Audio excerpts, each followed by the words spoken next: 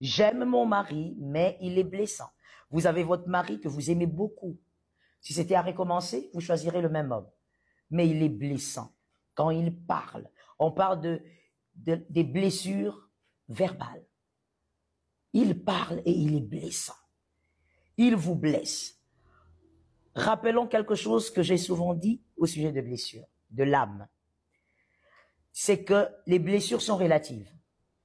Ce qui vous blesse ne blesse pas l'autre. Et ce qui ne vous blesse pas peut être très grave pour un autre. Les blessures ont toujours été relatives. Toujours. Alors, sur ce, les blessures émanent, non, je vais plutôt dire la relativité. La relativité des blessures émane, ceux de Facebook, je vais vous voir partager s'il vous plaît. La relativité des blessures émane de deux choses. La première, de l'éducation. On n'a pas reçu la même éducation. Votre mari et vous, évidemment, vous n'avez pas reçu la même éducation. Sinon, bon, vous n'avez pas reçu la même éducation. Vous venez de deux familles différentes. La relativité des blessures émane d'abord de ça. Le fait qu'on n'a pas été éduqué par la même mère, votre mère vous a éduqué d'une certaine façon, la mère de votre mari aussi a éduqué son fils d'une certaine manière. Donc, à cause de la différence éducationnelle, on n'a pas, on reçoit pas ou on ne perçoit pas les paroles de la même manière, et donc on est blessé différemment. Lorsque ta femme dit quelque chose, elle trouve ça banal, pour elle c'est rien, mais tu es tellement choqué, monsieur, tu dis mais tu m'as blessé. Ben, pour elle, elle dit non, je t'ai pas blessé. À ce niveau déjà, à l'entrée des jeux, mettons les choses en place, comme ça on évolue bien. Arrêtez de dire à votre femme, je t'ai pas blessé, tu exagères. De dire à votre mari, en quoi je t'ai blessé? Toi aussi tu es trop capricieux, tu es comme un bébé, toi aussi tu n'es pas solide mentalement.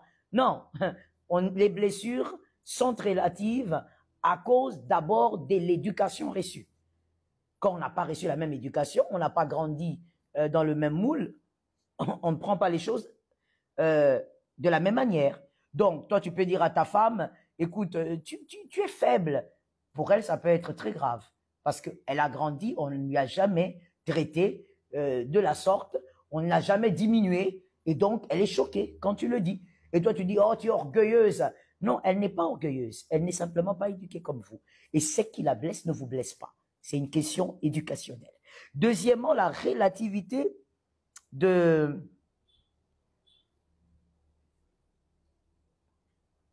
Mais vous qui êtes célibataire, c'est pas un problème. Si vous n'avez pas un mari, tant mieux. Vous écoutez pour l'avenir, n'est-ce pas? Vous écoutez pour l'avenir. Nous, mariés, on aurait aimé écouter ces choses avant d'être mariés. Alors vous, vous êtes plus graciés qu'elle est mariée. Donc,